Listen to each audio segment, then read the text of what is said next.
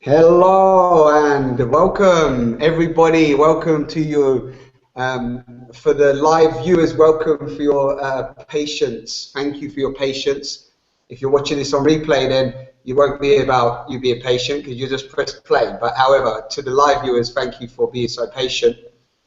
Here we are, part one of this series of four-part series called Face to Face with the Confusion, with myself, Simon, on the sofa, and Shelley Sageheart. Hey, Shelley. Hey, Simon. Awesome. So here we are, everybody. We're going to, just before we begin, because we want to utilize the time as best as we can, and also we want to be taking your questions, a couple of little things to take in mind. You should see a Q&A box, questions and answers box. If for any reason you don't, then underneath the video that you're watching this on Google Plus, you can leave us a message there. There should be a Q&A thing where if you have any questions and answers for us for the sort of second part of this inquiry, we can dive into a couple of your questions, okay? Again, if you're watching this on replay, just go with the flow and you will see what arises as we take this little deep dive like dolphins and whales into the plankton. If you saw my post earlier, you'll know what I mean by that. So before we begin, what we would love to do, me and Shelley, we would love to play a song, a beautiful song that Shelley found and I've just purchased, which you guys can purchase if you want for £2 I donated.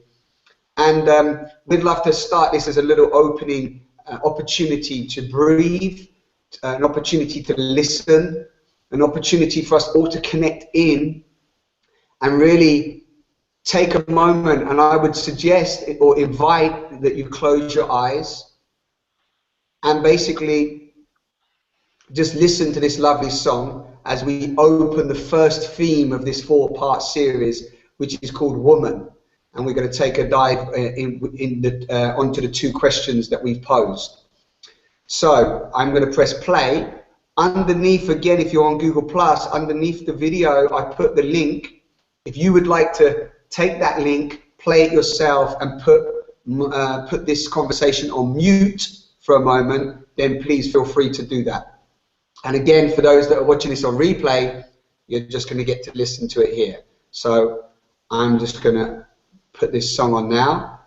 Also inviting you just to breathe through your nose and out your nose, and just allow yourself to really arrive here and connect into everybody else that's on the call with us, and whoever else is watching this around the world. So let me just open this. Let's get that on there and enjoy.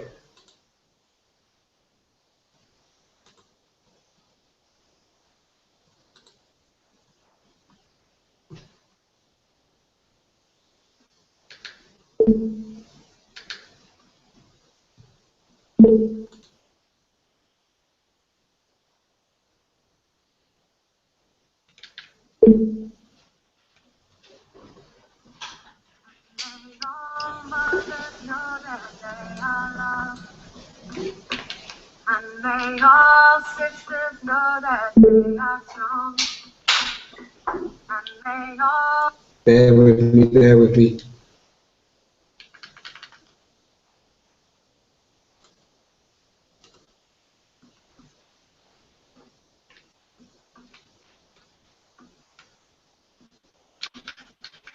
And may all mothers know that they are loved.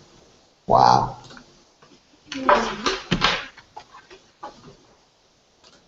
Here we go.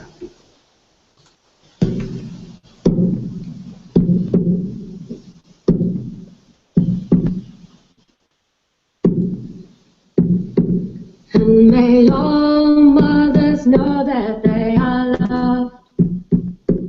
And may all sisters know that they are strong. And may all daughters know that they are worthy. That the circle of women live on. That the circle of women may live on.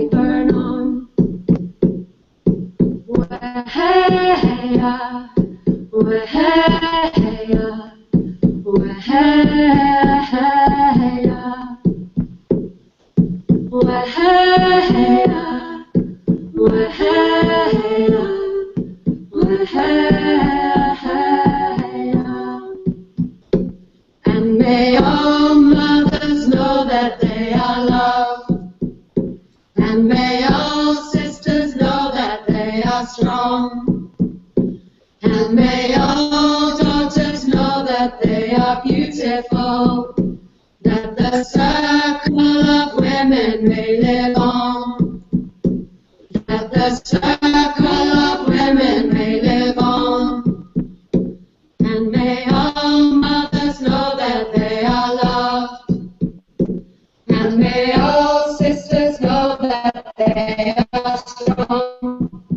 May all daughters know that they are beautiful, that the fire of the goddess may burn on, that the fire of the goddess may burn on. Weheya, weheya, weheya, weheya, weheya,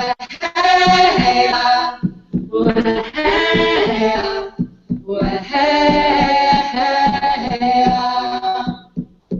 And may all mothers know that they are loved, and may all sisters know that they are strong, and may all daughters know that they are powerful, that the circle of women may live on, that the circle of women may live on.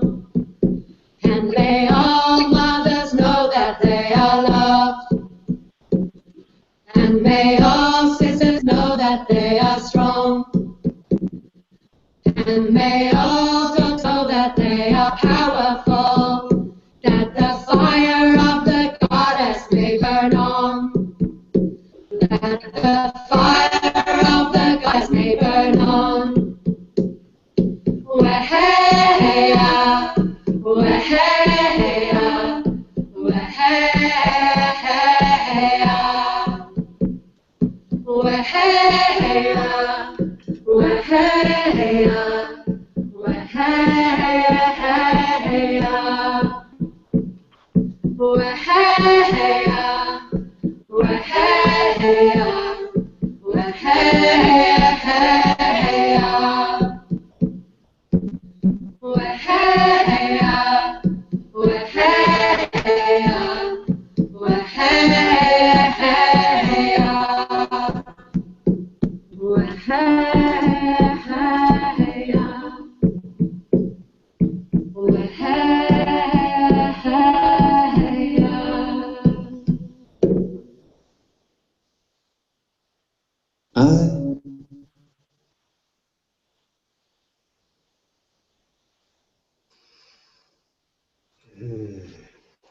Hey, okay.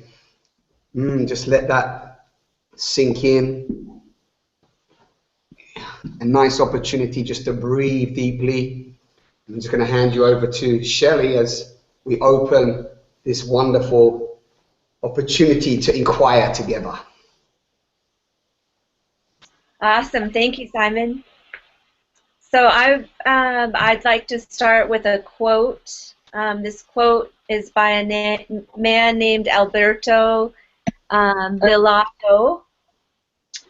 And this quote caught my attention a couple of years ago, and I feel like it's appropriate to start our conversation today. Sort of dives right to the heart of things a little bit here. When we are disconnected from the feminine earth, we can feel orphaned and motherless. The masculine principle predominates, and we look for security from material things. Individuality prevails over relationship, and selfish drives triumph over family, social, and global responsibility.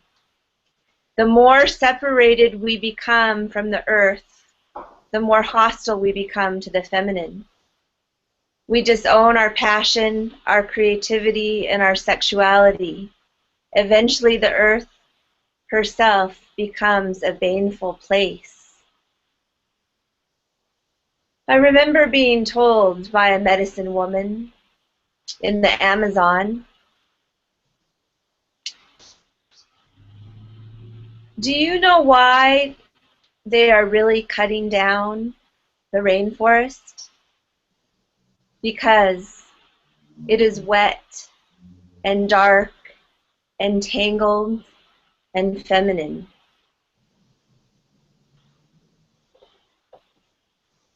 So that's the opening quote by Alberto Velado. Thank you for letting me share that. And welcome to our conversation on woman. And we have two questions that we'd like to discuss and share today. And before we get into the questions, I'd just like to speak a little bit to the connection that I feel woman has with the earth, the innate connection between woman and earth, because I feel like that's an important theme, not only woman, but what is our human relationship and connection to the earth? That's a theme that I would like to weave throughout our entire series. And so today I'm going to start with speaking to the feminine connection with Mother Earth. And that'll naturally lead into our first question, which is, how are women scripting new stories for our planet?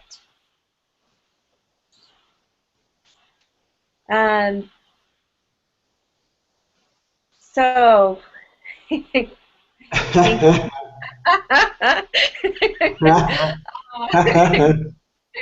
Yeah, I love it when I laugh. When I laugh like that, I sound like Eddie Murphy. So, sorry. Carry on. Okay. So I'm like, help me out here, Simon. Yeah. You're like, what next? What next? I can roll with this. No, it's lovely. I'm just like, to be honest with you, I was just in a bit of a complete daze myself, because I was soaking up that song that we just listened to, and then I was like trying to digest that beautiful quote that you read, and alongside with like the absorption of the technical little hiccups we had, and when you first spoke, I had the volume so high up that the sound was like. So I think so my initial feeling of what the women want was maybe I was a little bit maybe not as present as I would have liked to be for that quote. So maybe what would be lovely is that just please continue where you was lovely, but continue from you were saying what you felt the connection of woman and with Mother Earth was, right? Yeah, exactly. And yeah, thank you. Both the song and the quote took us pretty deep into the conversation right away. So I was feeling that too, that kind of almost getting into that spaciousness that that this theme holds. So the woman's innate connection with the earth. I want to speak to that because I feel like that connection, which is for me a very palpable living experience. I really know myself and her as one being, and she's who I go to when I need nurturance, when I need connection, when I need to ground, when I need to heal. If I'm not actually on the earth, I often just will connect my energy with hers, or visualize myself in a lovely place in nature and establish that connection through, through visualization, through memory, through remembrance, through love. So there's a real heartful relationship that I have with the earth, and I consider her my mother, my womb mother, my source, and not just mine, but all of ours. So that's the other piece that I wanted to start out with. Is I wanted to just address real quickly what is it that qualifies me to speak publicly here today about this topic? And I realized that there's only 3 things needed really to have a deep and meaningful conversation about woman. And really there's only 2 things, and I happen to be in the category where there's a third. I'm human, I have a heart, and I'm a woman. So those are my 3 qualifications, but really the only 2 qualifications that we need are our humanness and our heartfulness. So that's enough. That's what I want to bring forth to start us off, is that that's enough to dive into these questions and to share together on this topic. Nice. And just do you want to speak? Just what's coming up for me as you said that is like, also why as a woman, or just as a being, also why did you feel that you would need to justify why you would need to be able to speak about a woman or the planet Earth or anything?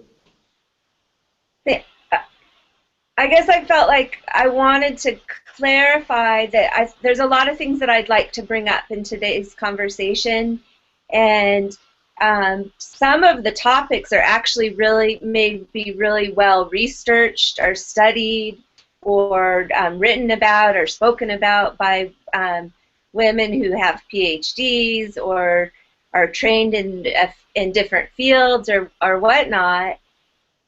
And I just wanted to bring it back around to the truth, which is that the truth for me is that what I mean by qualifying is that really what gives us a context for being in communication and deepening in our conversations with each other is really our ability to be present in ourselves and in our truth as just who we are in the moment.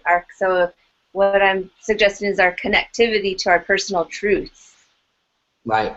Okay. And cool. so speaking to that,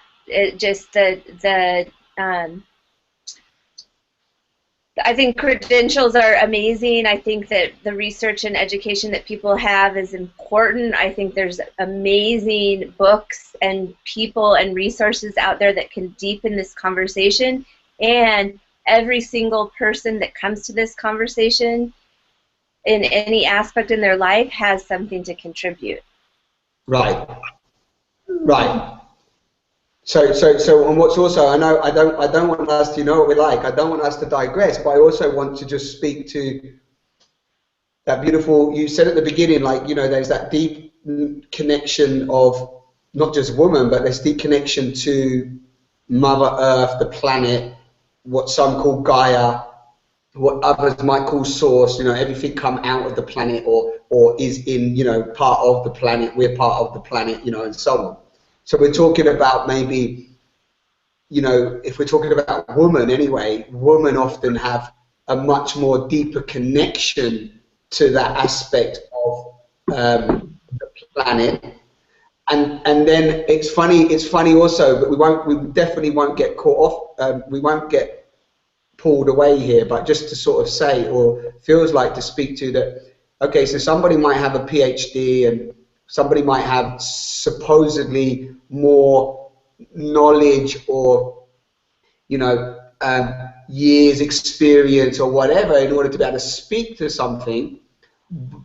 However, when we're coming with this series from face to face with the confusion and showing up as intelligent beings, but not just intelligent beings because we've got a PhD and we've studied and so on, but actually when we come back to maybe what we already are, you know, and again, I'm not pointing anybody anywhere, but just the fact that you're this pulsating, living, breathing organism, this thing that humans have called human, you know, yeah. we are intelligence. We are part of that planet, that mother that you're describing in that way. So from that place, you know, as much as anybody in any opportunity to show up transparently has, is just that opportunity to show up and speak and share and have a voice, regardless of whether that voice may be judged as right, wrong, knowledgeable, studied, qualified or not. Am I making sense? Yeah, you are, Simon, and that was exactly my point. Is I just really wanted to open up the field to honor that presence and to honor what I also, when we're talking about as beings, we also source from our planetary consciousness. So I'd like to suggest that through just allowing ourselves to be open in conversation, we actually become a natural voice, a voice for the planet, for planetary consciousness, because of the evolutionary connection that we have. And that's what's interesting to me is the ability to do that, the ability for us, anyone, to step into a space that's held that allows that kind of flow of communication to begin to be how we're relating. So that's really that is where I'm coming from and what's interesting to me. Lovely, lovely, lovely, lovely. And again, for people watching that maybe never, you know, heard of us, or even, you know, right. there may be some words. There's something that my brother always enables me to do, and I just want to say that sometimes in these beautiful conversations, also me and Shelley might speak and understand certain terminology and have already grasped what maybe I might have already inquired into Shelley, what she means by certain things, and she might have already inquired into me to understand what I mean by them. So just so that for the viewers watching, beautiful live viewers, hello. It's always nice to have live viewers with us because it makes me feel that we're all in this circle together and we're all here together. So thank you for those that have shown up live with us this evening. And it's really, yeah, it's really important that if you hear any words this evening or in any of the talks over this 4 series that, you know, that you don't fully understand, or more importantly, you have your own perception of what that means and you want to ask us for more clarity on those words, feel free to send us a message or drop even in the Q&A in the question and answers area, or even on the messages below the video. Because one of the things about me communicating and showing up authentically and transparently is that we all own what we feel these certain things mean. You know, what the planet means, what source means, what God means, what evolutionary impulse means, what evolution means, what peace means, you know, and so on. I want to throw that out there as well, because I find that if we're talking about face-to-face with the confusion, often people flow a load of words around and actually they're just confused by those words as much as anything else. Like, you know, somebody might go, me and Shelley had this the other week, you know, we were talking about elements and elementals, and recently somebody sent me a message saying to me that they thought I was a gnome. Right? And right? But the thing is that that's fun. That's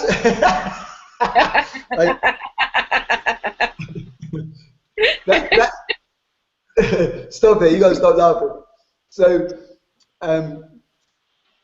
that's funny. That's funny. But also, when you break it down, it's like, what do they mean by that? And then when you go into it and you break down, well, they mean gnomes and elves and these like characters, and these characters represent something and so on. So again, I know this might not sound like we're talking about women at the moment, but it's really key for us that, you know, the confusion that's out there at the moment with so many things, with where we are in humanity, what woman means, how, you know, what is the woman communicating, and this will bring us back into on point. I think, Shelley, you can pick up from here. It's like, you know, our questions, what is the woman communicating, what does it want, and where is it leading us? We get so mixed up with, for example, somebody mentions divine feminine, and that carries a lot of weight to it, and a lot of ideas and theories and concepts that some of us may or may not understand, or might be scared of the word divine, for example, like divine, that sounds religious, or what does that mean to me? And then men, for example, I speak for the men out there, a lot of men don't always fully understand that they have feminine in themselves, so they have woman in themselves.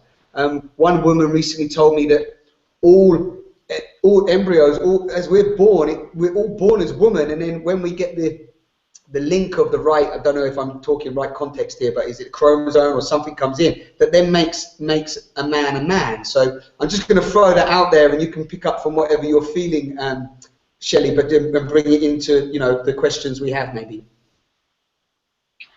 That's great. Thanks, Simon, because I've been thinking about that tendency a lot in myself and in the circles that I walk in, often to be involved in a lot of extra verbal conceptualism, if I can create a new word in and of itself. But that tendency to be involved in a lot of ideas but not necessarily so grounded in what we're really talking about. So I invite you to continue to bring that a deeper communication out of me, and also any of you who are listening. I'm really wanting to strengthen my ability to speak clearly and share concisely my ideas, and that's also why we consciously made the theme for each show as specific as we could, and rather than choosing a theme like sacred feminine, or I wanted to call it something like, I actually wanted to call it like, what does the goddess want next? You know, it's like, I realized that really I want to distill the communication. I want to learn to do that better, and I want to do that now in this moment. I want to open the field for us to really have a present, breathing conversation around the sacred feminine, around the divine feminine, and around woman. Like, where do all those names and those concepts and ideas, where do they intersect today in our present experience? And I love that you brought that up about how we all originate initially as I think that's true. I'm not totally sure on the science of it, but that we originate initially in the womb in feminine form, and then the biology activates to become you become a male, like through your developmental process as an embryo. Right. So that's just an interesting point, because that's interesting because the way I see it is that, in a sense, all life as we know it on the planet, as humans on this planet, all life initiated from the womb of Mother Earth. Right. She was, for me, this is my personal viewpoint from what I can see and what I know, that she was the initiating cauldron of everything we call our current and know to be our current reality. And so what I like to say is that she is the fundamental common denominator between not only all humans, but all life forms on this planet. And if that's true, that also means that in each of us, we're sort of like the seeds as we're developing in the womb. We're sort of like our own little microcosm of that initial creative energy that was the Mother Earth's initiation to create. We're a developing, force of creation energy, and so whether we turn into, once we develop in the womb and we become man or woman, we're really carrying those codes, and in a sense, I'd actually like to call those the Gaia codes. As we develop in the womb, we actually recapitulate the process of life as it evolved from Gaia's womb, and then we happen to have the coding that we turn out human, hopefully, human woman, human man, and we, sometimes those traits are different in different people. Some things are, and that's the other thing is, like, there's our biology and then there's our conditioning. So that's another thing to address is that conditioning also creates a lot of, what we understand to be woman and man. And of course, conditioning always has to do with culture. So that's another important piece that I wanted to bring up today too, is just to really bring the conversation to a place where we're honoring of all cultures. I'm speaking from an American woman's point of view, a Western woman's point of view, but there are so many points of view, and I would like to learn to have my conversation and include more than just my current perspective.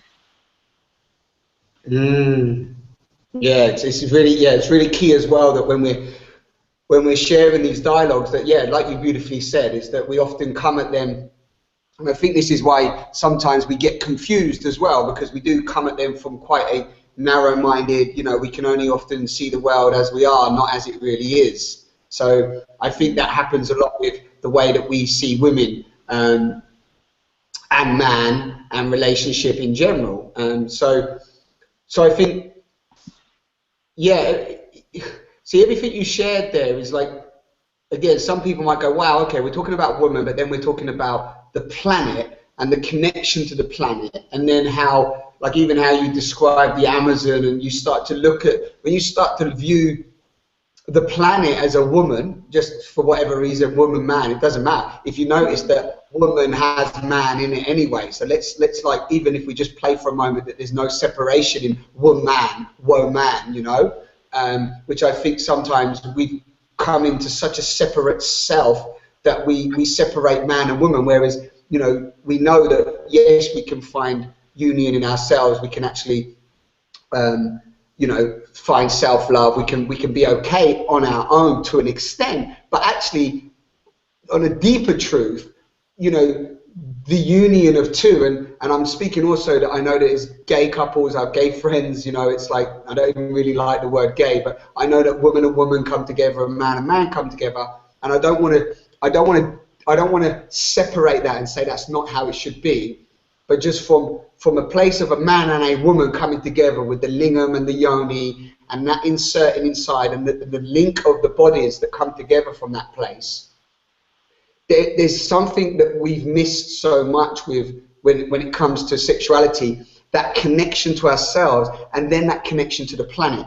So I'm just trying to keep on point with what you said about, the mother earth, and how we are connected to that whole thing, which often woman, it seems to be more, the feminine, if you want, seems to be more, flowing and dancing and wanting unity and wanting inclusion and connection and commitment. I'm going to use that word because that's big for me at the moment, and I've just recently noticed that a big layer of wound around fear of commitment, but that's another story. So I'm throwing all that out there just to maybe throw in the cauldron of confusion, but also, but just to throw out there that, how are women scripting new stories on our planet? If we come back, just keep coming back to these questions as we go along, Shelley, just to keep us sort of as streamlining as possible. But, if you women who are listening to this, because there's probably more women listening to this conversation than men, but men as well, if we take the perspective that Shelley's just pointed of the planet, and then a woman is then feeling that interconnectedness with the planet, with the essence of life 24/7, then if I tune into what the women around me, if we just go with the women, let's almost ground it down a bit. If thinking planetary is sometimes a bit big, if we bring it into the day-to-day, just, moment to moment life experience. And what are the women, and in the last few years, all my life for sure, but definitely in the last few years, what are they showing me? And they're always showing me, how to be more real, how to be more honest, how to be more authentic. They're always inquiring me to commit, to be truthful, to open.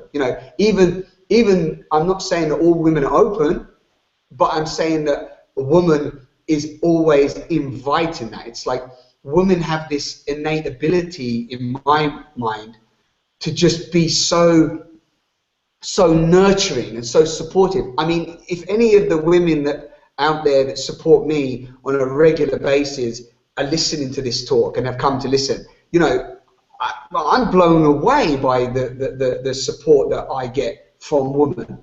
You know, the constant unconditional ability to give and show up. You know, women that are just abused and still will love their abuser. You know, it goes so layered.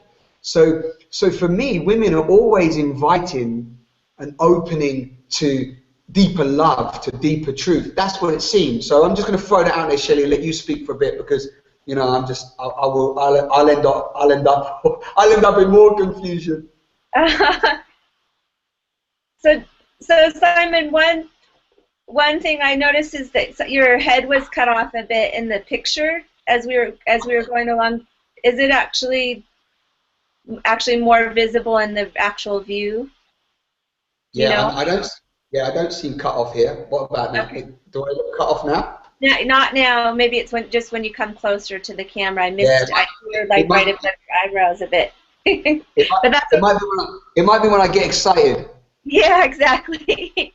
It happens to me too.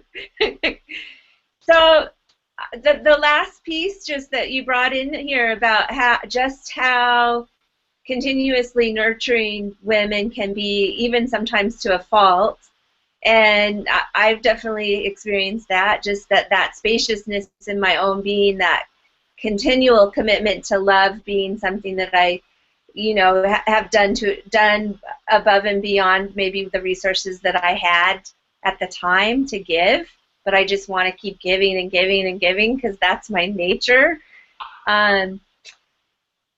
I want to address that because that actually brings the conversation back around to our connection with the planet, women's connection with the planet. I don't want to make light of that suggestion of that interconnection because, like the quote that I spoke about in the beginning really brought our attention to, it's an important topic, and it's one that we can really be sort of skirted around because it probably because so many of us don't experience our connection with the planet. We don't understand that that fundamental relationship. We're just sort of disconnected in general in our society.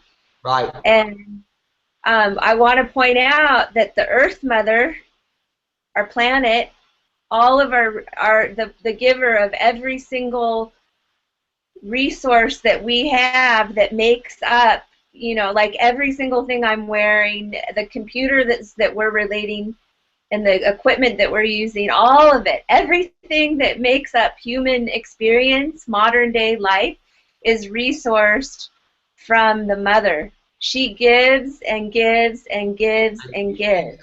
Gives and gives and gives and gives and gives. Carry on. Exactly.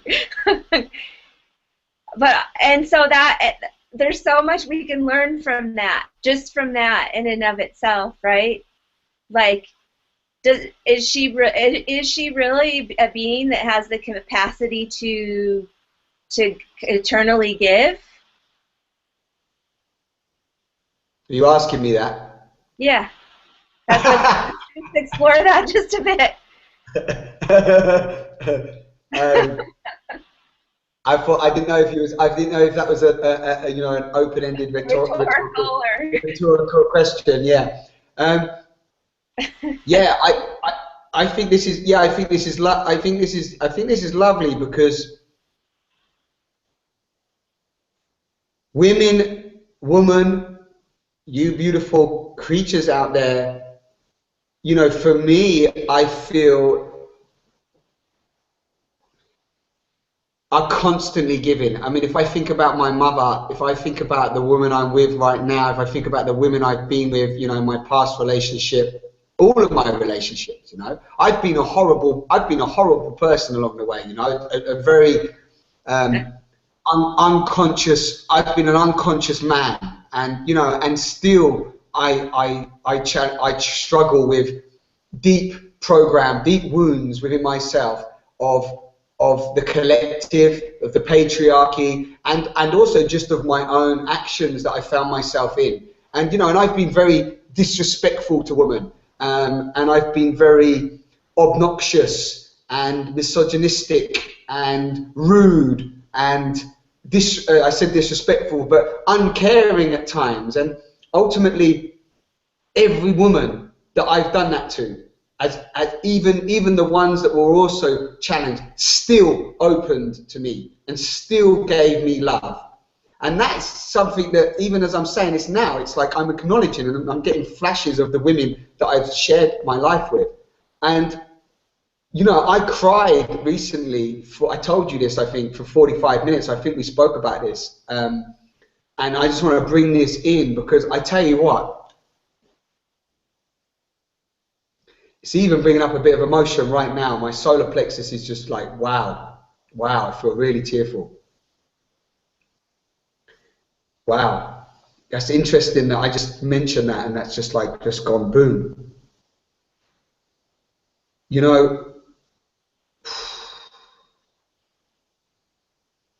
wow. Yeah, I cried for 45 minutes, and the reason why I know it was 45 minutes is that I actually it was longer than 45 minutes, but I was crying, and then I recorded myself crying because it was so intense. I had my phone beside on my bed, and I recorded it, and I was crying. So much pain was in my chest, and coming up my chest, and then into my throat, and then into my jaw, and my whole face just was in pain for so long. And I got so angry because I didn't know where the pain was. It was just like, I just like woke up at 4 o'clock in the morning, and it was just like, wow. And I just started crying. Tears were pouring. And it was for the suffering of all the women. It was insane. It was for the woman I was experiencing serious just a struggle with in that moment. It was for all the men that I was crying for, the amount of men that are deceiving and deceitful and abusive to women. You know, I grew up in a world of domestic violence. You know, my mum was beaten up sometimes, and other mums around the estate were beaten up. And I cried for my girlfriends, for the girlfriends I've cheated on, for the lies that I've told, just for the sheer unconscious abuse, the women that get acid on them. You know, there was a part where it was so painful. I was just like, I was swearing and saying, like, the women that, like, how can a man pour acid on a woman in her face? You know, it was like I was even now, and just like I was so angry. How can we go out there and just kill and abuse women for how they look and how they should be, and sexually how they should show up? You know, and it was like, I don't know if I'm going off tangent here, but I'm telling you now, it was serious. It was like I was crying for these women, from the woman in me, for the woman that's birthed me, that you just said, birth us. Women birth us, God damn it. And we go around in this society, we don't even know how to respect a woman. It's like,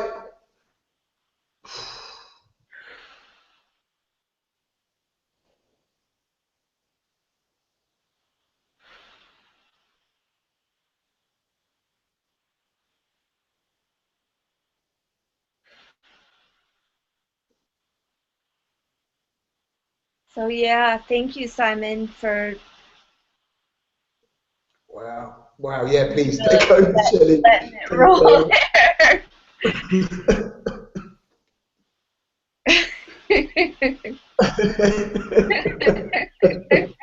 Yeah, take over. Wow. I'm just giving it a moment. I'm holding space, really, for Simon to continue to let some of these emotions flow, and really just allowing. I really honor him for being courageous and vulnerable in our presence today. Thank you, Simon. And this kind of dropping into a willingness to really feel the grief and the disconnect and the level of disconnect that we've been perpetuating on a planetary level in all different kinds of ways throughout for like a really long time now on the planet. Like just getting to like the raw grief point, the raw, like how do we really feel about it? Not the covered up, sparkly version of, you know, I understand and get you woman, or the covered up, sparkly version of I'm an empowered woman.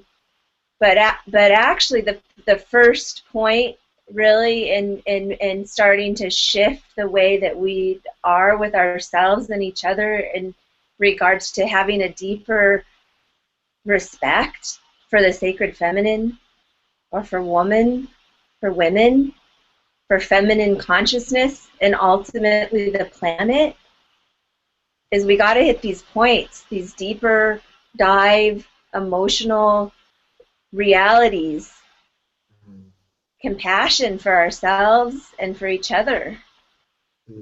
And I would like to suggest that the more that we can make it safe together with our friends and in our families and the people that we know and in our communities, to have the kind of direct sharing and holding space that allowed for Simon to really just dive in just now and really share and let the emotions rise. The more we can actually do that for each other in our communities, that's the point at which things are going to start shifting up. Thank you, Shelley. Bless you.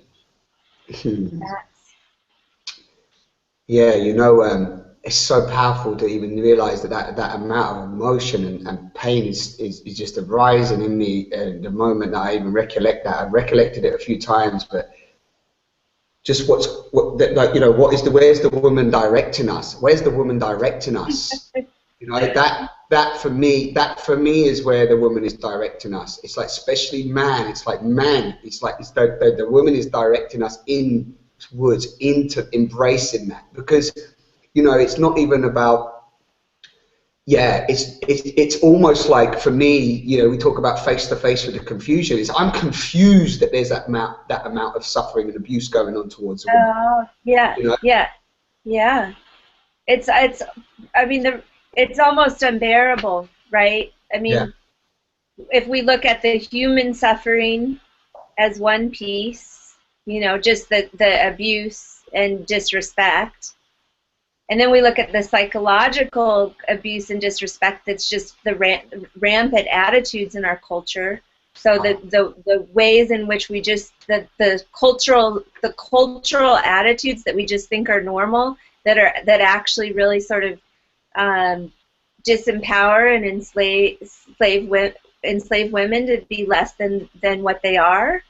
Right. And then the deeper issue of how that translates into how we see our mother, it's how we see our home, how we treat life. It's like we're living in this radical anti-life environment, social environment, this consciousness that's been fed by our collective confusion for a really long time now, and it's all interrelated, and it's such a deep well of grief, right, that it's almost too much for any one of us to hold. Carry on. That was the point I wanted to make. It's too. So thank you. It's like, if you can get 45 minutes of like grieving going around this and allow yourself to drop in and feel, that's like that's each person doing a part for the collective. Otherwise, what happens is other people, or even whole like sections of a culture or whatever, have to carry that grief. They're carrying it. They're carrying the unconsciousness for us. Yeah, it's powerful, and yeah, and I want to speak to that bit about grief because sorry, did I cut you short, Shelley? No, you didn't. No. No. Okay, so yeah, I just want to we just throw in there a little bit on as we come in. We have another 5 or so minutes if we want, and we can see if there's any questions. If not, we can just converse around that. But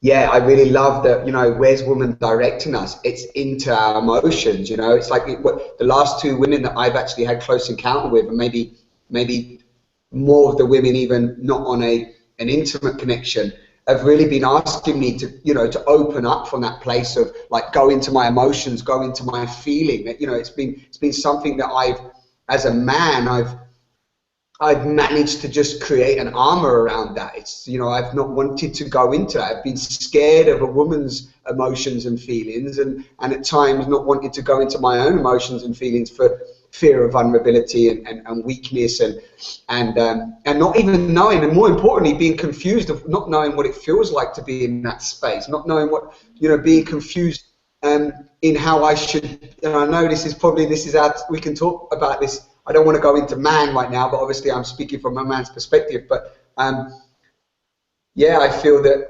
woman is saying, come home. Woman is saying, soften. Woman is saying, open your eyes. Woman is saying, release your emotion, face the grief. It's okay to cry. Because I think people are walking around, Shelley, and everybody watching, and for this dialogue, like in deep, thick layers of denial and mascara. I got this, like, actually it's a tiny thing I read the other day. It might be very relevant. It's a very old thing, but like I read this the other day, ages ago, but I found it again the other day. Most people's life is not life at all. It's a veil of tears disguised with heavy mascara and massive dabs of self-delusion. So, if we think about it, the woman's saying, the woman, everything about the woman is open. See me, look at me. Even the yoni, I don't like the word. I don't necessarily use the word vagina. I use yoni from the Indian Sanskrit perspective. But the yoni, it's like that's the gateway into the woman who is the whole yoni, who is this whole pulsating, beautiful expression of life. I mean, and when I talk about honoring, the woman, honoring that creative force, it's not that like men have to be nothing and just honor this woman and the woman's everything, but in that honoring, in that respecting, in that seeing that the woman's connection to earth and a reflection of that, it allows us as man to soften, open, and connect to a beautiful woman, and then allow in all of this energy of healing and union and unity and co-creation and beautiful parenting and all of this other stuff, which we just seem to be. I mean, again, I don't want to just say that's wrong and this is right and this is my utopian vision, but I don't know. Talk to that, Shelley. I'm throwing all of that out there.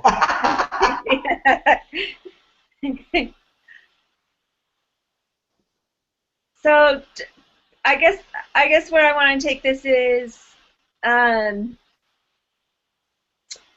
want to bring up the point that for myself personally, there's anger in me about the way things have gone down or the confusions that I've been in relationship to my personal power because of cultural conditioning, because of misunderstandings. I'd really like to state that from this point forward, and probably always, as my fundamental way of being, my interest is in turning face to face or standing side by side with the masculine and really saying, okay, so this is the way it's been, but like now what? Let's stand together in this understanding and look at what needs to be done. Look at what now that we've cried and we've softened and we're in communication, let's look at what needs to be nurtured in our world. Right. Beautiful. Carry on. What are we here for? What is our responsibility as citizens of this planet? Citizen, and I'd like to say, I'm saying citizens meaning like we're not the only ones that live here. The plants and the animals and all aspects that make up Gaia are our planetary family, our planetary relatives, so to speak. And so I feel like I want to get out. I want to move on. I'm ready. I'm excited and open and in a spacious space where I want to partner with the masculine. I don't want to stay angry or be angry or blame you or hold it against you or tell you how you should do it different. I really want to learn how we can have this conversation together about how we can take care of our home. Yeah, right. And I feel like that's a planetary, when I speak to that, that's a planetary metaphor, and that's also a metaphor for relationship between man and woman in our intimate relationships. Right, right. How can we move from the fight and into the taking care of our life? Yeah, wow, that's just, I mean, that's like massively relevant for even where I'm at the moment, where, how can you take care of the, sorry, say that again, how can you, just say it again, you have to say it again. Okay, I guess how can you come out of the fight or the competition? Yeah. Right, the opposing separateness. How can you come out of that? Be willing to stand side by side and really say, okay, how are we going to take care of our life? Yeah. And the other important piece is I just want to bring in is that there has to be a certain amount of sovereignty in both man and woman before they can really stand side by side and share in that kind of perspective. Right. And so sovereignty is key on a planetary level. Every single one of us needs to find the sovereignty. Some people would say that balance between masculine and feminine inside themselves. They're like, some people say, we're all coming together, the masculine and the feminine, sacred masculine, sacred feminine within the self, and sometimes I feel like people don't know what they're talking about when they say that. But there's truth in it, because there really is kind of like when we get past that fight with the other energy and we're willing to really learn to listen to both energies and be in our sovereignty, that's when we can start to show up sovereignly for the planet. Yeah, totally. So sorry, I'm just really, that's my big download, my big inspiration right now. No, but please, if you've got more, please flow, because I'm not interjecting unless you're ready. Okay. That's pretty much it. Okay. I think I said the same thing over a couple of times, so. No, it's good. I mean, like, the thing is, we could talk about because sovereign, this idea of sovereign being and this wholeness within ourselves is a big talk, especially in the sort of self-development, spiritual aspect. And again, I don't like to put them up as separate entities, and you're not spiritual if you're over here and you are spiritual if you're over here. But the idea of aligning the energies within you, masculine, feminine, sacred masculine, sacred feminine. I think we could do a whole section on that, and that might be what we need to actually do at some point, is just do a talk on those specifics, what they really mean, and find out from other people, because I bet, as always, there's very different ways of viewing what it means, because everybody's also at different stages of their own awareness, self-realization, exploration, and so on. So, somebody might think, for example, I take my journey of being what I would like to say is a man that doesn't lie and is a transparent communicator and an authentic communicator. And, in hindsight, I've looked at myself even just in the past couple of years and I've gone, wow, that wasn't aligned to as authentic as I want to show up, and at the time I wasn't aware of that. Being that, I thought it was authentic, and then when I looked back in hindsight, I was like, wow, that's not as self-trusting and compassionate and as aware, you know. So we can also be confused with our own interpretation of what it means to be authentic, sovereign, and so on. But I don't want to digress with that in terms of us just maybe seeing if there's some questions there around the two main questions. How do you feel? Because we could talk about sovereignty, which is how you describe it is beautiful, and I think is a very key point. And you know, and I feel also we could talk about that as maybe another theme sometime, because I think there's so much there that can be explored and inquired. That's a really like full conversation. I want to there's one piece that I want to bring that I think will kind of bring it back down, bring it all back down to earth in terms of the most important thing I feel that I want to convey, like where is she leading us? And right. So one would be into the awareness of our direct connection with the earth and our responsibility to her as our home, whether we're man or woman. But because woman is set up to naturally have this, to sort of, she's like the natural, really woman, because Mother Earth is such a nurturer, and women are such nurturers. They're the carriers of life, and Mother Earth is the carrier of life. This is the most simple way I can think to say this. Mother Earth's a life carrier. Women are life carriers. There's an essential, innate sacredness in that. It's fundamental. It just goes across the board, just like Mother Earth is the common denominator for all humans and life on the planet. Women as life carriers, that's our fundamental sacred nature.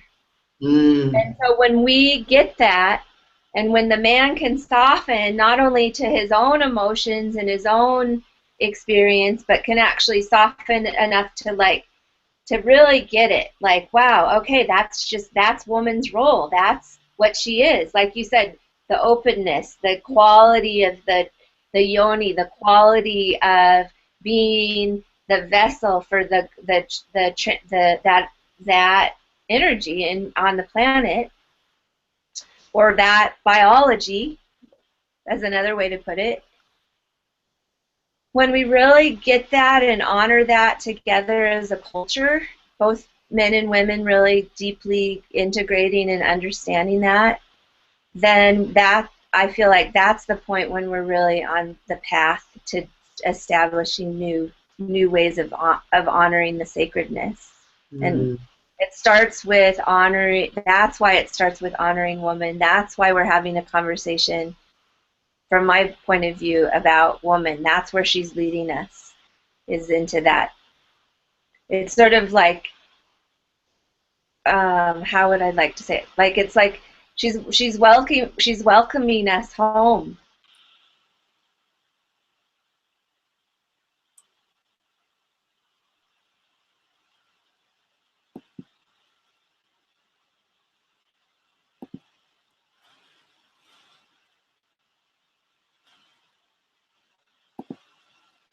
So I'm not sure if we got cut off or if we're still recording or not. I apologize. Simon just cut out. So yeah, maybe. Hello. Hi, Simon. Hello. Are you there? Yes. Sorry everybody. That just, I don't know, we had a little glitch out. I think because Shelley was maybe touching on some truths. The Gestapo tried to cut us down. You're like, enough. But it's like we can't have any talk of connecting to the Divine Mother.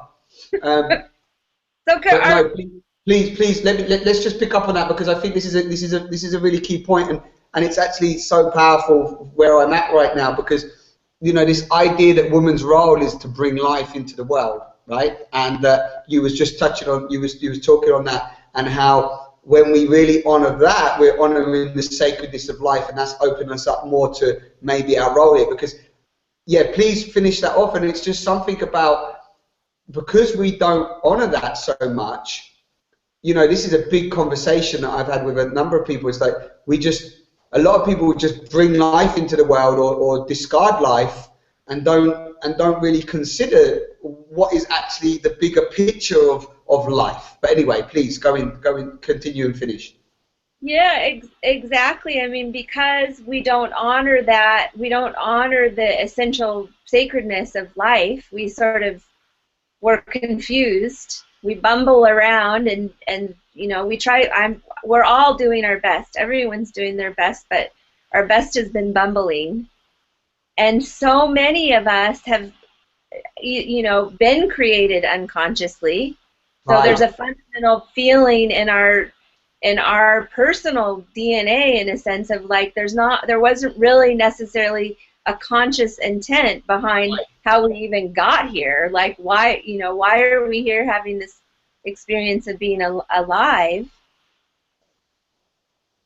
And so that in and of itself, we live in a culture that doesn't really honor the fundamental truth of some of the most basic things of existence. We just don't honor it, and we have huge cultural stories to define a whole bunch of other stuff that's actually pointing our attention away from the fundamentals. So let's chew on that. No, but you know what? But you've got to.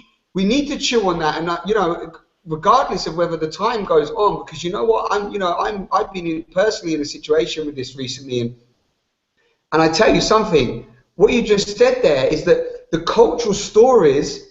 You know, my friend sent me a text recently regarding this. Is that we don't even know how to honor life. It comes back to women. Tonight's about women. We're not even on part 4. If you guys are joining us on this one, we're going to be talking about parenting, family, and the earth further down the line. But it's interesting how it's all it's not interesting. It's so interconnected. It's all interconnected. But this is the thing. You know, I love what you said, bumbling around. Children haven't been created sacredly. You know, I love my mum deeply, and have felt her pain so much, and she's one of my closest friends, and she may even be watching tonight live. But you know, my mum did not hook up with my dad and then we're like sacredly thinking, hey, we're going to bring life into the world, you know, let's do this sacredly, let's do this together, and what's that going to contribute to evolution and the next generations. It's like, you know, my dad left when I was, you know, not even 1 year old, and left my elder brother, and that's, you know, I love him deeply and unconditionally for bringing me into the planet, and that's a whole nother story. But however, he was an absent father. He was a man that wasn't ready. And listen, I have that. I'm deeply wounded by that. I'm feeling that wound right in this moment of what it means to be a man, what it means to be, forget man, what it means to be a co-creator of life. And, you know, and women, yeah, you just said it, you know, we come into this society and the cultural stories around woman, man, birth, babies, life is just distorted. Hence why we're so damn confused. We're looking in every sort of corner to try and find answers. Right. And so you can imagine that a culture that doesn't honor the actual creation of its own life, right? And it doesn't honor its actual, its life carriers. It somehow debased its life carriers to, they've been relegated to the level of second-class citizens. I mean, it's changed, it's different now in modern day, but there was a time in history where woman had been basically been debased to, you know, an evil, less than creature than a man. And we lived under those beliefs, and our ancestors, I'm talking about white people primarily, our ancestors kept creating the lineage. They kept creating more and more children from a belief that one, the life carriers were evil, are second citizens, and that the creation itself, that there was something wrong with humanity, there was something wrong with us. So we weren't actually being, even if people, you know, maybe they loved each other romantically, or they loved each other as husband and wife, and they brought children. And I'm not saying that the world has been without love. I mean, I don't think we would have gotten this far if we didn't have love. But because of there were some fundamental beliefs that we carried about our value, right? We weren't valuing our life carriers. We stopped valuing our relationship with the earth. That kind of happened historically at about the same time, relatively. And so what that carried forth is kind of an attitude of like, we can just go forth and, you know, rape and pillage, you know, resources. We can go forth and rape and pillage other people's women and children, because basically, fundamentally, we're no good, but we have a belief system that says that if we do this, this, and this, there'll be some kind of redemption in the end, or we're getting out of this life thing eventually anyways, right? So that creates a real confusion. And if we don't come out of that confusion, we're going to keep spinning past our, you know, basically just spinning into our destruction, because the thing that nurtures life and life carriers is the conscious recognition of their sacredness. And so I guess the more I get into this conversation with you, Simon, it's like a passion comes over me. I'm like, I am not going to shut up. The more I talk about this, I'm not going to shut up about the sacredness of life. Yeah. This is not some just little sissy conversation, and this is not a glitzy kind of trip. This is like this is the fundamental thing. Or like, if we're going to survive on this planet, if we're going to survive as a species, we better get this lesson. Yeah, and also no, but it's also to throw in there. It's like where we are right now. If we just, you know, if we think about being face to face with the confusion, you know, like, you know, the last 7 years, 10 years, you know, I've just been like diving into confusion and thoughts, theories, concepts, ideas, you know, sacred this, sacred that, sexuality this, and ultimately, if I just look within myself and see how you said that we didn't lack love, and I just wanted to say that I think what it is that ultimately we lacked awareness. It's like the key is that this awareness was what's been lacking. It's you know, if sometimes people get a bit lost on the love, or it's like it's all love, everything's okay, everything's going to be okay. Yeah, cool. It's all love. Everything probably is going to be okay. There's a bigger, greater force taking care of us. If Simon dies today, or Shelley dies today after this call, you know, the planet's going to continue. You know, we've been going for millions of years. Shelley and I are not in the position where we're playing with the unhealthy ego idea that we, you know, that ultimately we have the answers, because we're in the confusion. However, what we're touching on tonight is that even just the interconnectedness of what it means to be human with another human. Like, just think, as I walk around and I just honor the planet and honor the woman and honor myself and see every moment as sacred, and just break down sacred for yourself. If we go around sacred and not scared, you know, this is what my partner's been saying at the moment, sacred and scared, yeah, they're very similar words, right? But we're walking around scared, not sacred. If we walked around sacred, you know, if we just walked around sacred in terms of we woke up in the morning and each breath we, you know, imagine if we woke up to our breath, it's like, wow, there's a sacred inhalation right there of, you know, of the same oxygen that everybody is breathing, you know, the trees, you know, just to take into account as well, if we talk about the planet here, where's she directing us?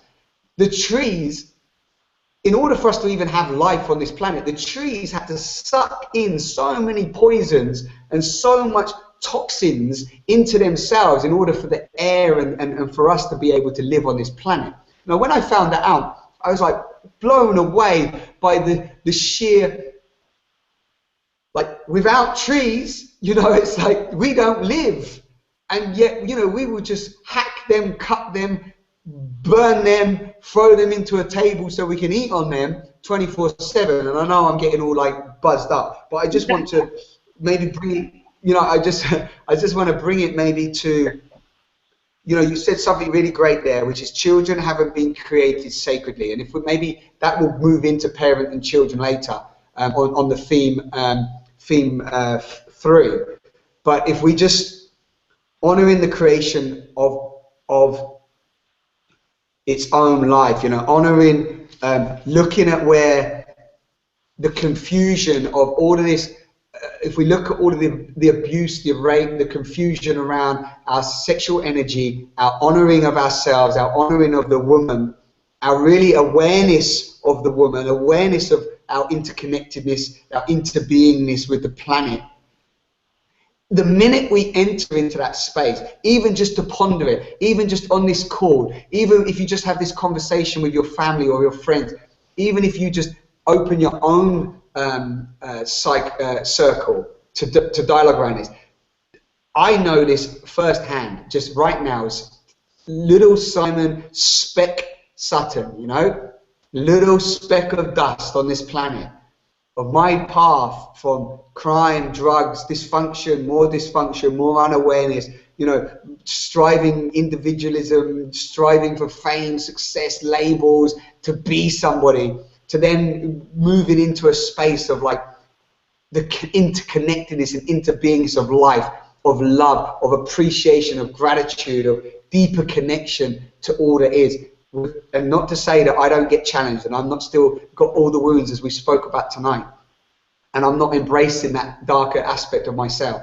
But like, I think what Shelley's saying, and you can tell, but don't let me put words into your mouth, is that in this space, that is what the woman is birthing through. That's where we're being directed. And that's happening. It's not just me and Shelley talking about it. The planets are communicating this. You know, it's crying out for our species to continue. It needs unity and co-creation and coming together and this collective individual healing, this healing within ourselves and then out to the greater whole. I mean, that feels to me, even in the confusion, that there's, I don't know, there's some clarity arising around that. I don't know.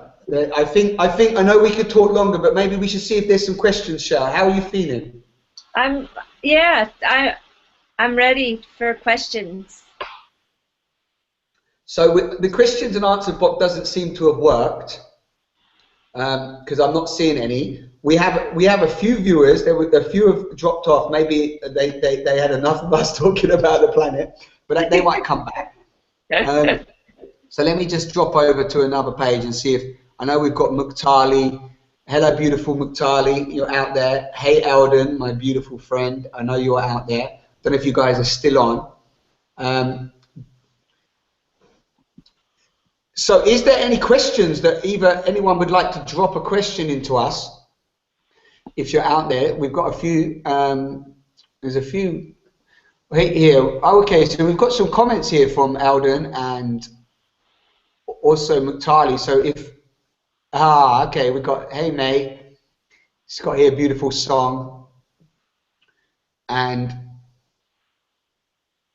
okay, so there's no questions popped up initially, but we've got here, clearly, Eldon's put this, clearly humanity has not fared too well under man, but are looking at present and future to be under coalition between woman, he's put woman, but he's put capitals man, or are you saying, hey, he has got a question actually, or are you saying that a time of woman is needed first before man is capable of a joint account? Great question. Yeah. So do you want to speak to that? So, yeah. I love it. Thank you for that. Thank you. That's actually an inquiry that I've been involved in just in the last week. It's a really good question.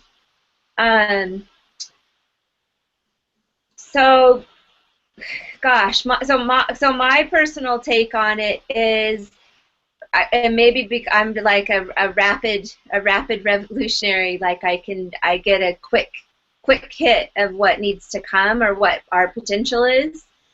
So my response is, if men can actually can get it quickly, like really start to integrate the sacredness and to hear the communication coming from the women in their lives, because you're right, Simon, it starts first directly in our relationships, in our families, and with our coworkers, the people in our community. What are the women in your life saying to you and teaching you, and and requesting? What is their request? Like if you can start listening to that and really start to create a spacious space of holding space for her, where she feels heard, she feels seen and understood, and that her sacredness is the thing that you consider most valuable about her, like the fundamental sacredness, or the innate.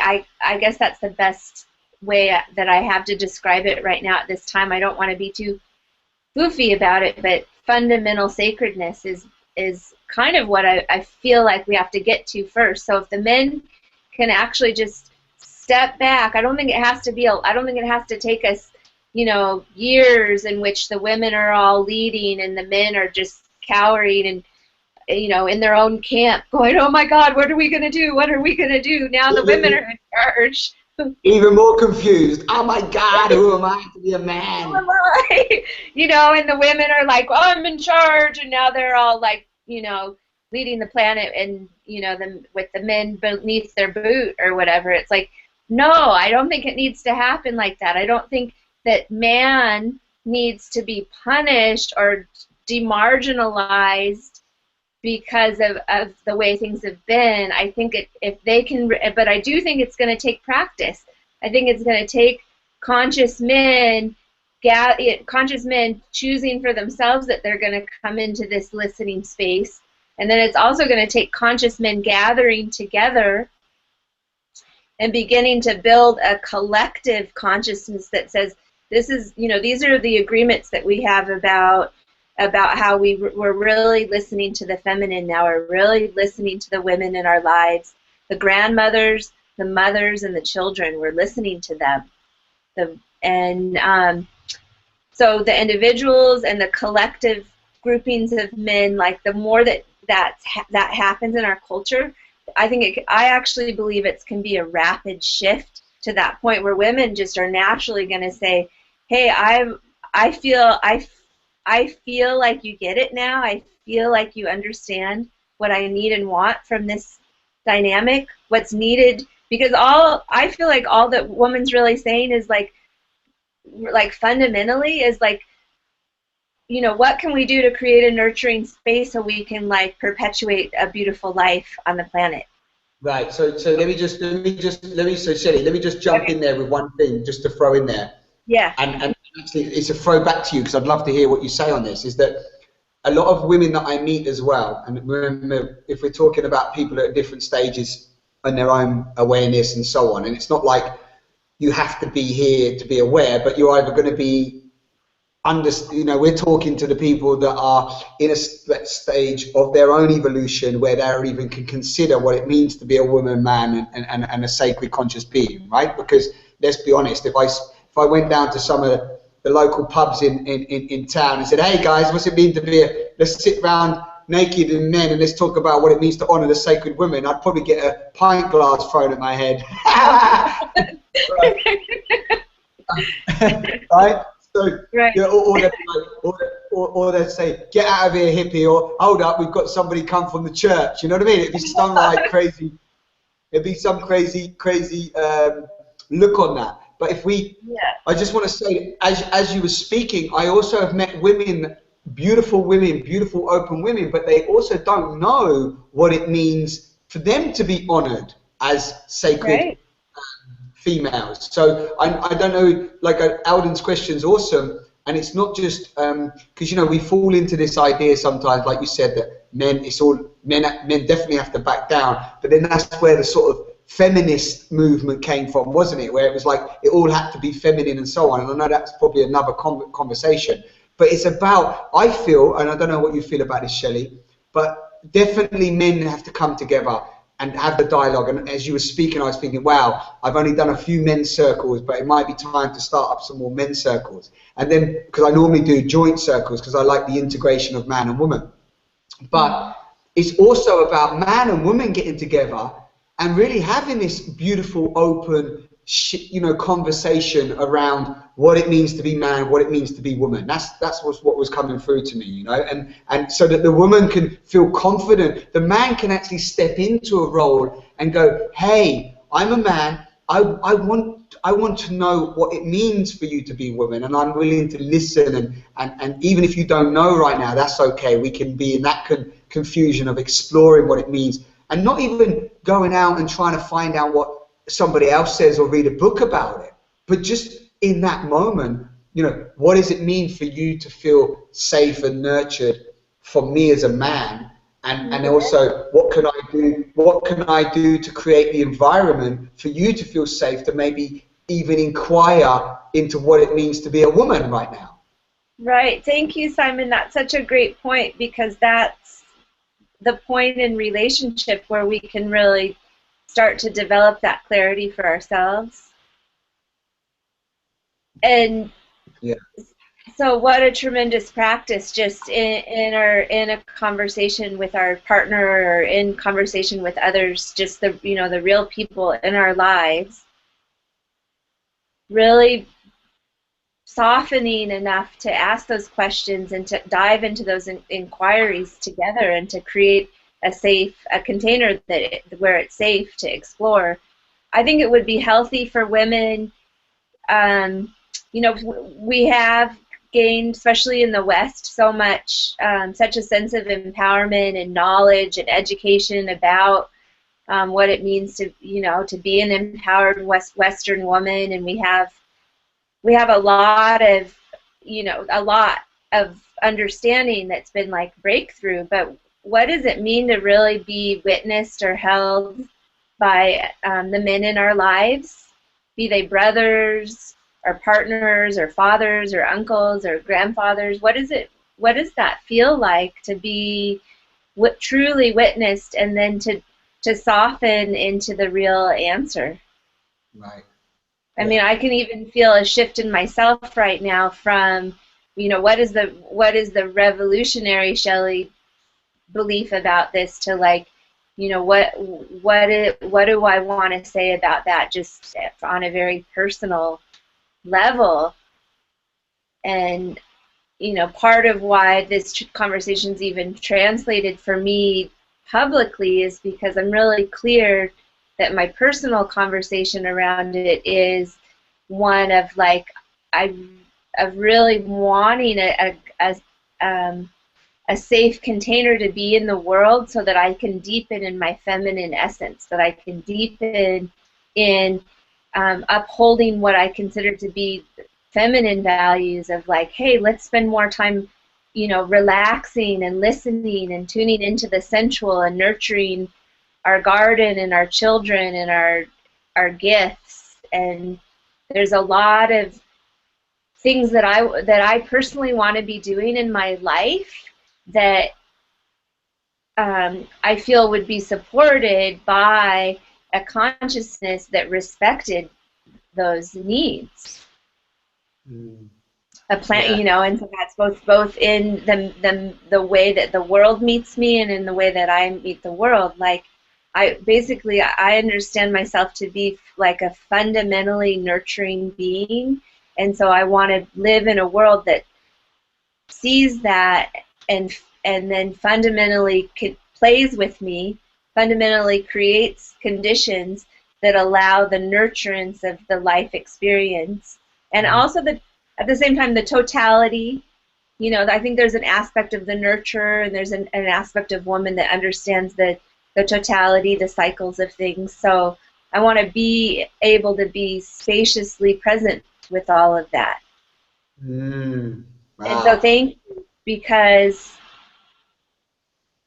that's what that kind of, like, when we get it, when we let it distill down into the intimacy in our relationships, that's the kind of conversation. And it's, you know, it's going to be different for every woman and every man. What does this look like? How does this feel for me? But I think there's some essential themes in the conversations. Go ahead. Yeah, but it's lovely.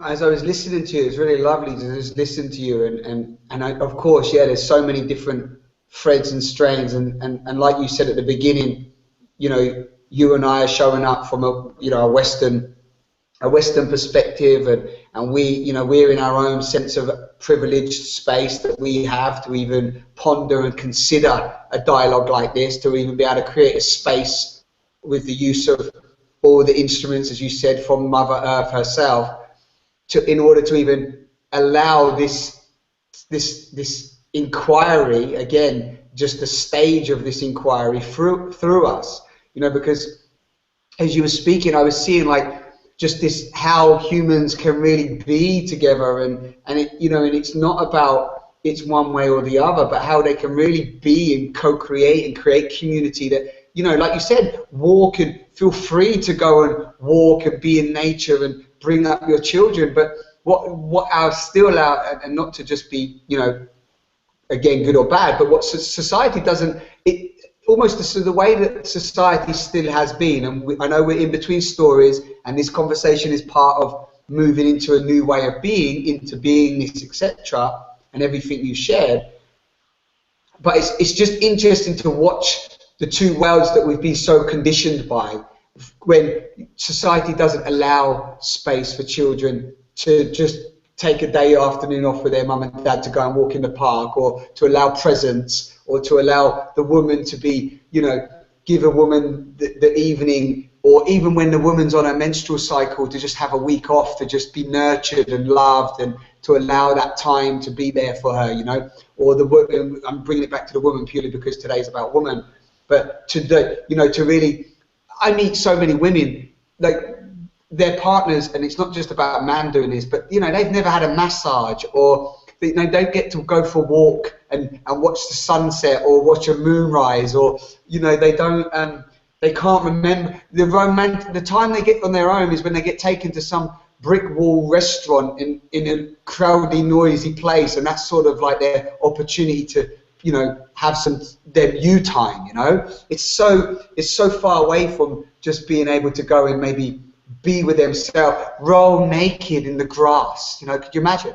Just roll naked in the grass and not feel that I've got to get to work, I've got to get the kids from school, I've got to pay the mortgage, I've got to do all these other things. I know that's a bigger conversation, but as I was listening to you in that space of nurture, or being as a woman wanting to be able to be supported in a space to even explore what it means to be woman. I think what's coming through for me as I close, maybe, and we maybe see if there's one more question, is we've come to the end of this conversation. We're like, can we create this? Like, this is just an inquiry with no fixed answers, just an inquiry for everybody, you all out there listening. And it sort of comes round again, or for me anyway, what does it mean to be woman? Can I create a space to continue that, like, and keep asking the same question? What does it mean to be woman? Hey, hello, beautiful woman. What does it mean to be woman? Hey, man, what do you feel it means to be woman right now? And just, you know, imagine if we don't go to the restaurant tomorrow and talk about the weather or what's happening on EastEnders or the TV tonight, but we say, hey, what does it mean to be woman?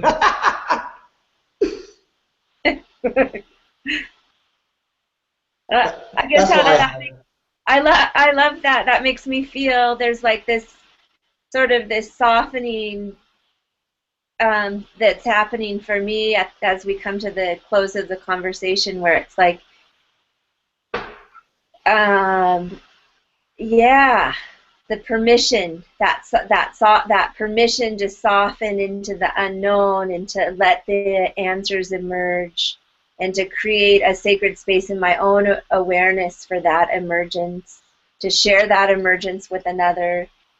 And I really believe, you know, when I was speaking to that, it's going to take the men really stepping back and listening to the voice of the women, and allowing that voice of the women in their lives to be the voice of the Earth Mother. I think that equally is true for us as women, for ourselves. Like that invitation that Simon just spoke to of like, how can we just let that be an inquiry? I think that's a really important place that makes me feel really gentle and soft and open to my own discoveries. And then how can we hold that for our sisters? There's so much energy that goes on.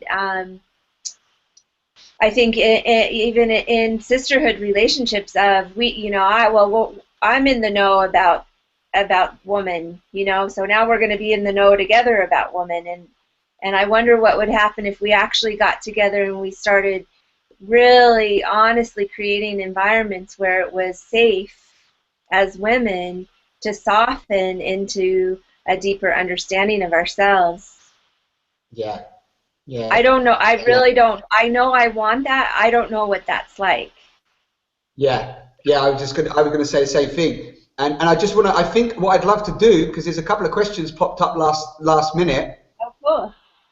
And I think, like, because we really want to have that, you know, that inclusion of everybody, even if we don't get to maybe fully inquire into them, I'd like to maybe just read them both, and then at least have on the video for other people to ponder, and we can maybe talk to see if there's some sort of just see if there's a running thread. Shall I read them both? Yeah, please. So we've got wonderful Muktali, who I've met actually here in Malta. So beautiful for you always showing up, Muktali, and thank you as ever for your contributions to the Simon on the Sofa conversations. So Muktali's written, matriarchy, patriarchy, old paradigms of polarity. What is our new story? Unification of mind, heart, body and spirit, of self first. Neutral space, stepping out of polarity of right, wrong, good, bad, male, female, unified completeness within as complete whole beings. Sovereignty coming together in neutrality, question mark. Full grounding, fully grounding our divine nature and infinite source. So yeah, so I feel, I just throw in there, I feel we've covered some of that tonight, or definitely places that we can explore around. But what comes up for you, Shelley, in terms of that? And then we've got another question from, I've met this man, we spoke to this man, but he's JJ, but I can't remember his first name. Anyway, it doesn't matter. Go on. What comes up for you from that? Okay, so the first part, I really just took that in. I received that as reflection on our conversation. And so it was like I experienced it as another way of phrasing the themes that we moved through, and I really appreciate her for doing that. It's beautiful to receive your reflection. Thank you. Yeah, beautiful. Yeah, and I'm just, and the questions here, I know, Muktali, you, just speaking to you and to whoever's out there, you know, whether you, depending on what authors you follow or whatever, you know, this idea of what is our new story, I feel from that perspective, just if we just speak to that just for a moment, is that new story is currently birthing itself through us. And I feel that by us showing up in these dialogues, we are creating, or shall I say that if we take, like you said in your sharing, if we take we out, if we take ourselves out of it, like, you know, this idea that there's me here, Simon, and there's Muktali there in, well, I can't remember where you're based, but I think it's Canada, and, you know, Shelley's there in Shasta, and Alden's over in London, and well, just outside London, and whoever else is on the call is wherever you are. And we've all come together at this time. Something's drawn us together. You know, if we take this idea that I'm Simon, this individual being that is over here, and you just look at me as just force, just energy, just essence of life, then these words that are coming through me, I'm not like sitting down writing these thinking, oh, I've got to memorize them or whatever. There's this life communicating, as Shelley said at one point. It's like, so this new story is doing us, you know, it's you know, it's doing us. And I feel that's a really, I don't know, if we sit with that knowing and then come out of that place of, you know, maybe being gentle on ourselves and being grateful for our life and all the things we've mentioned tonight in the way of being celebrating and honoring our life, then it seems that all of the, I don't know, it feels that then you're already part of this new story birthing, you know. It's like so much other stuff falls away. I'm going to sort of leave it there because I'm mindful of time, but you know, we could go deeper into that as well, but however. Can I share something quickly about that? Please, yeah. So, and it does fall into the theme that I've been touching on all along, which is when we start to listen to the voice of the sacred feminine, things will shift. And so my personal experience in this sharing, and I think we've gone on even for an hour longer than we had intended. Is that true? Well, no, we started a bit late, so I've been keeping an eye. But yeah, we're good. Okay. We're good. Yeah, cool. We're good.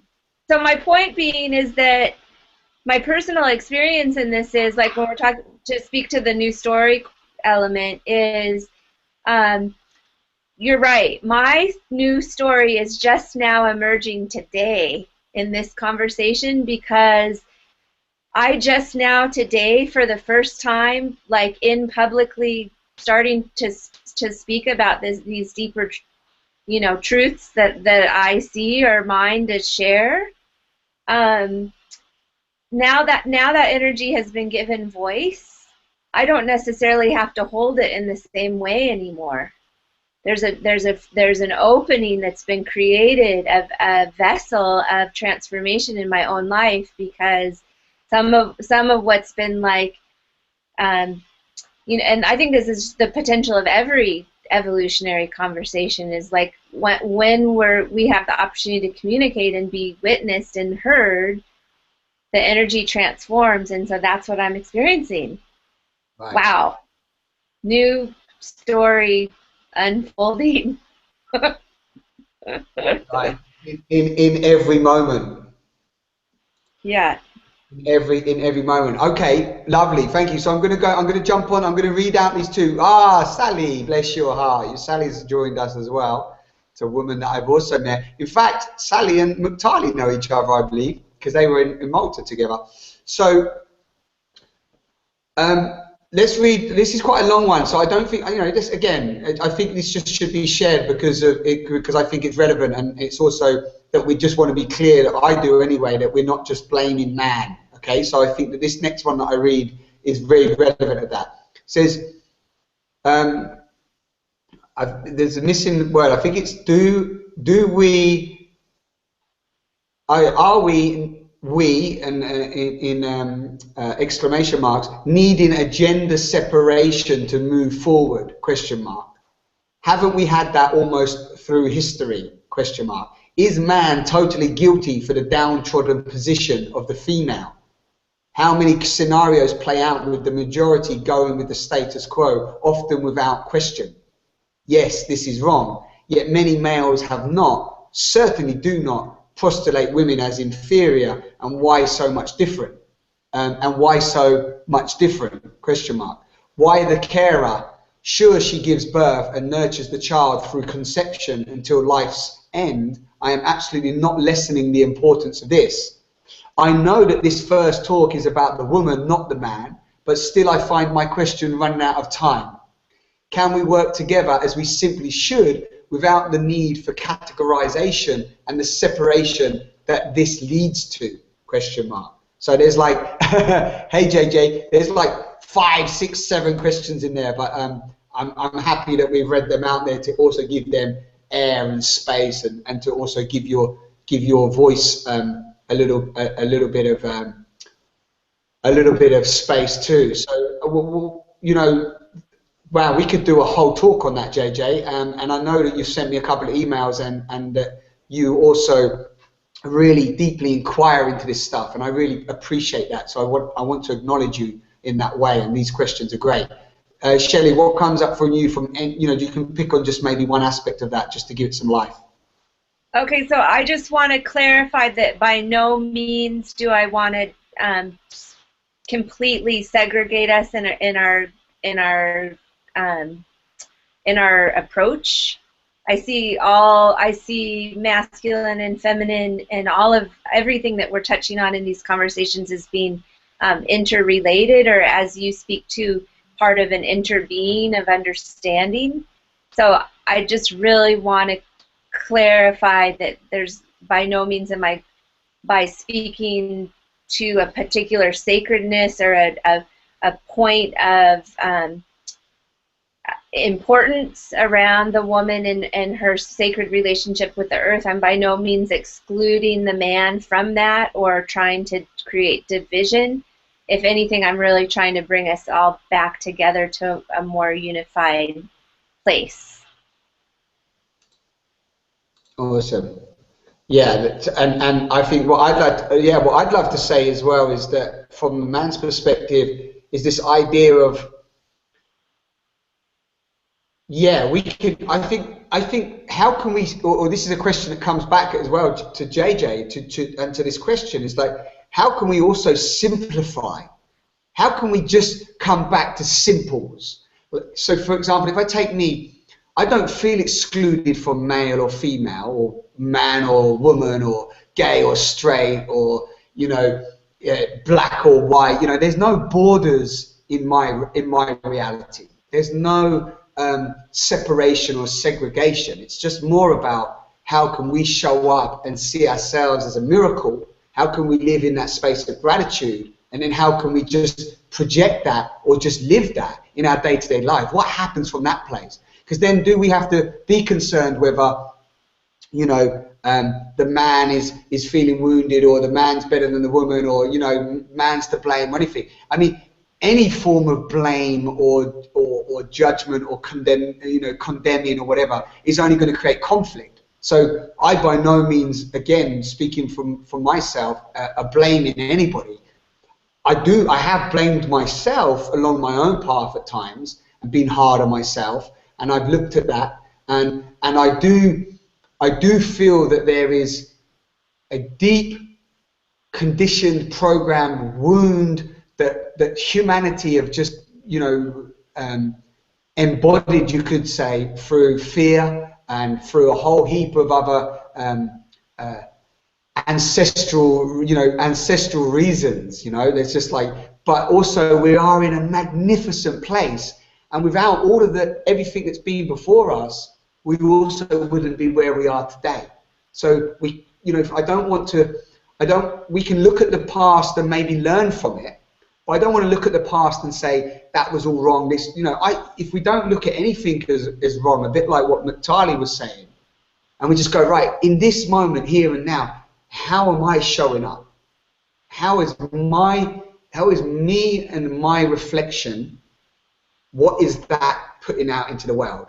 Because I had a conversation today on a Facebook thread, and Darius, his name's Darius, he shared something really beautiful as well, that there's bigger forces as well. We are part of that force, and there's huge forces that are creating stuff. So if we take care of ourselves first and foremost, and just trust that we're doing that inner work, and trust that we're creating these safe spaces for ourselves, our family, our communities, and so on, then if you just look at history, it's common knowledge that those cause and effect. Our actions ripple out. It's that really is, you could say, there's some certainty to that. Like we're going to die and we leave these bodies. There are some certainties in that. So that's what I want to say. I don't know if that helps, but there's plenty of, we can inquire deeper, and please feel free to throw back any questions. Okay, and I have one quick thing I want to address with that, which is I actually have a bit of a different viewpoint on the whole oppression of women throughout history piece, in the sense that I've never been completely in the camp. I've never, like you said, I rarely am like completely polarized, right or wrong. I try to really relate from a more holistic place and see the full picture. And so in relation to what's gone down historically, looking back from the vantage point that I have now, I would say that we've gotten to the point that we are now as humanity, both because of the actions on both the parts of both men and women. Right. I would say if we want to attribute responsibility, we could even say there's equal responsibility on on everyone's parts. If we're all we've all been on some level or other, there's a sovereign stream of consciousness that's been playing out the whole picture. So that's just the difference, in my opinion, is I'm not really trying to, I don't just think it's just one way and now it's just this other way and we have to. I'm more interested in the continuum, and I'm interested in where the continuum is now that we're becoming, or we have the opportunity to become more aware, where are we headed? What are we creating? Yeah. And I'm going to throw in there as well, just again, because I'm mindful of how much I had this conversation once before, that when I say everything, is done and it's all, it could have been different. The past could have been different, right? And we're aware of that. There could have been different things happen. So what I like to just say is that what has been, and that all we can really work on is what we can do in this moment. I would love to say that, certain things, certain atrocities, certain, things, I would have chosen them to happen, but however, I can't change what's been. I think does that clarify where I was coming from in terms of like us showing up now and seeing what we can co-create from this space. Mm-hmm. Awesome. Okay. Well, I think we've got to wrap up because I'm mindful of time and so on, and not that time is real, but I'm going to just read out.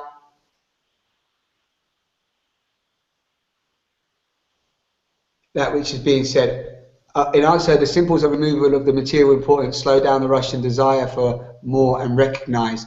Okay, so JJ's just replied back. He said, my previous rather rushed question, whilst you had none, summarizes in intention that which is being said.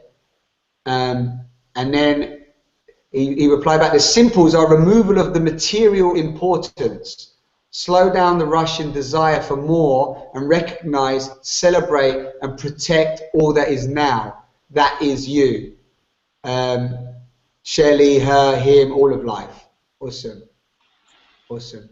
Okay, and I just want to give voice to Sally. I'm just going to read this out as opposed to necessarily speak about it because I think we should probably wrap up now. But it says, I think that women will lead the way by facilitating men forward, showing them how to use gentle endurance as a tool for progress, and by doing so will assist them in nurturing themselves with gentleness and kindness. Now that's a win-win situation, isn't it? Yeah, so wow, I feel like I'm done anyway.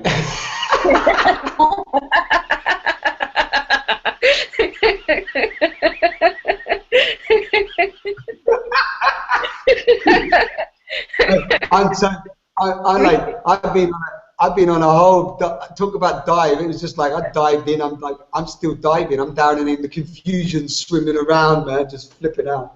That's like Yeah. I like just see me down there. Wherever the confusion is, you'll see me just popping up like this. Where's your dive mask? Yeah. Oh, listen, I think we need to put one on. I'm going to do it now. I'm gonna make sure that we have a dive mask. I'm telling you, right? We are rocking and rolling. If this works, I'm going down. I'm going to dive. I'm going to dive. I know that for everyone viewing, this is a longer session of time so far. But if you've stayed this far with us, really want to honour your time. There's so much information out there right now. So much confusion, as me and Shelley have said. So really, if you've stayed with us this long and you're coming with us for the rest of the free more talks, please also go to the links underneath the video and subscribe so that we can give you updates of what's happening. And we want to continue these dialogues. As we said before, at the end, depending on what comes up over this coming month, we may even do some webinars and some other deeper, support, you could say, or just other support for ourselves and for everyone in the circle to like explore this together. Maybe even get some interaction, bring some people on live. Who knows? So there's a lot happening. I just want to make sure that you guys know that I'm diving. Yeah, I am diving. Right? It's like we're down there, just rocking and rolling in the confusion, wanting to just be the best that we can be in any given moment. We're diving. Shelley, are you diving? Where's your mask? You haven't even got your mask on. You have to put your mask on first before you put somebody else's mask on for safety. You know what I mean? It's the only way forward. Shelley, is there anything you want to say as we try to find some, we get out of this deep water and try to find some surface? So I'm not gonna put on my mask because I actually prefer to swim in the ocean with nothing on. Awesome. Rarely even a mask. And again, thank you. I think it's a good time to complete. Yeah. And I appreciate the journey that this conversation has been. And I also want to just acknowledge, thank you for your openness and willingness to express vulnerability in this conversation, Simon. Pleasure. Thank you. Yeah. Yeah. Okay, cool. So is there anything we need to say to close other than a big, huge thank you to our live viewers? I hope you had a great time with us, diving deep into the confusion. And please, that song that we played at the beginning, which I'm going to just play as we do a little outro now, and just to end on, if you're happy with that, Shelley, please listen to that song, download it if you like it. Please, also the invitation is to get together with friends, family, community, have your own dialogue, find that place of just togetherness and aliveness, and where you feel heard, listened, supported, and hearing and listening is the same thing, but you know what I mean, right? And have we missed anything, Shelley? Do you want to just tell people, like, we're on next week? Okay, so next Tuesday, same time, same place, except there'll be a new link. We'll post that and share that on Facebook, and it's going to be man. Next week we get to talk about man and men, and our men scripting a new codex for future generations on the planet. What's next? Where are we headed? Right. Lovely. Lovely, yeah. And the links, if you're watching this on the replay, the links to all the talks, will, just follow them. You know how to find them. There'll be links underneath the videos and so on. Always reminding you that. Please subscribe if you're enjoying these dialogues. I really thank and honor everybody that listens to the talks. Some of you leave comments, which is beautiful, and those that don't but just enjoy the conversations, thank you for your support. Okay, I'm going to say goodbye. It's been a pleasure. It's been emotional. It's been a dive face to face with the confusion with my beautiful friend Shelley Sagehart. Thank you so much, Shelley. You're welcome, Simon. Have a good afternoon, evening. Yeah. Good morning. Good morning, good night.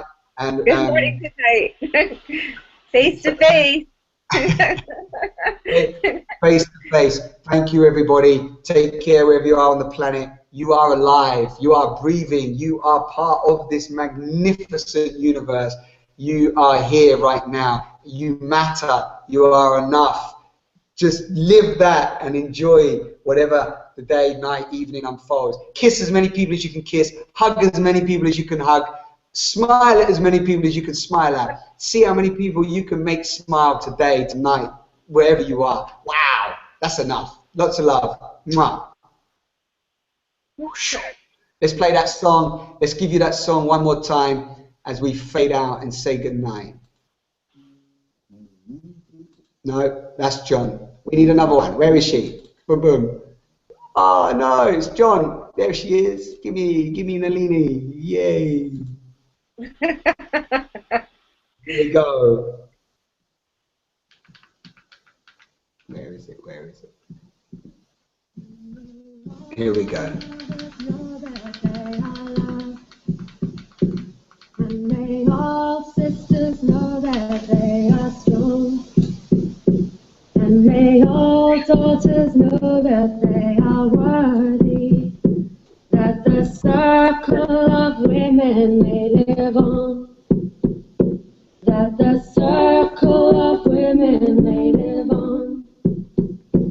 And may all mothers know that they are loved. And may all sisters know that they are strong. And may all daughters know that they are worthy. That the fire of the goddess may burn on. That the fire of the goddess may burn on.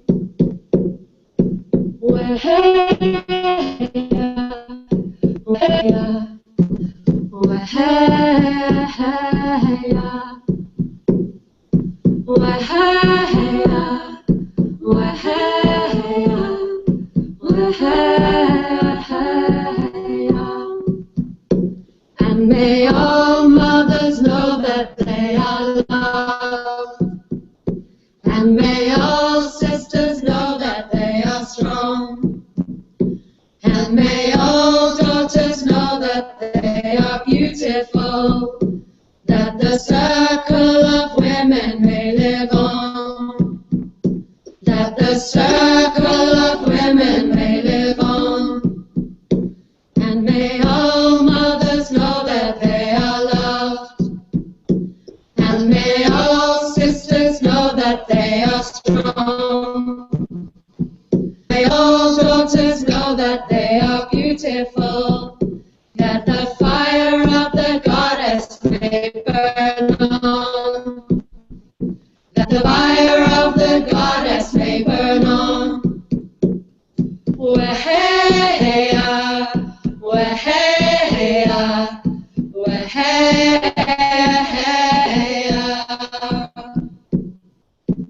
weheya, weheya, weheya.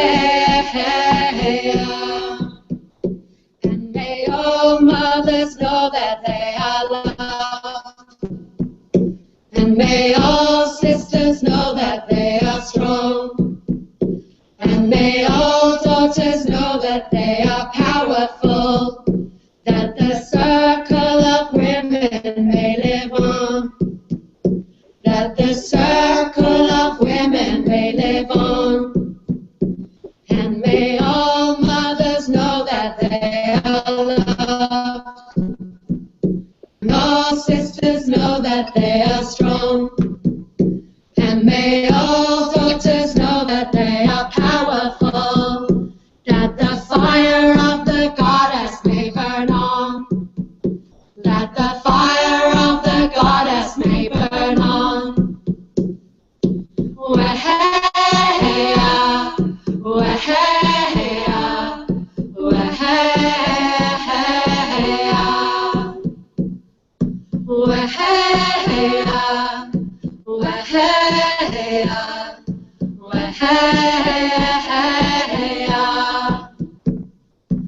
weheya, weheya.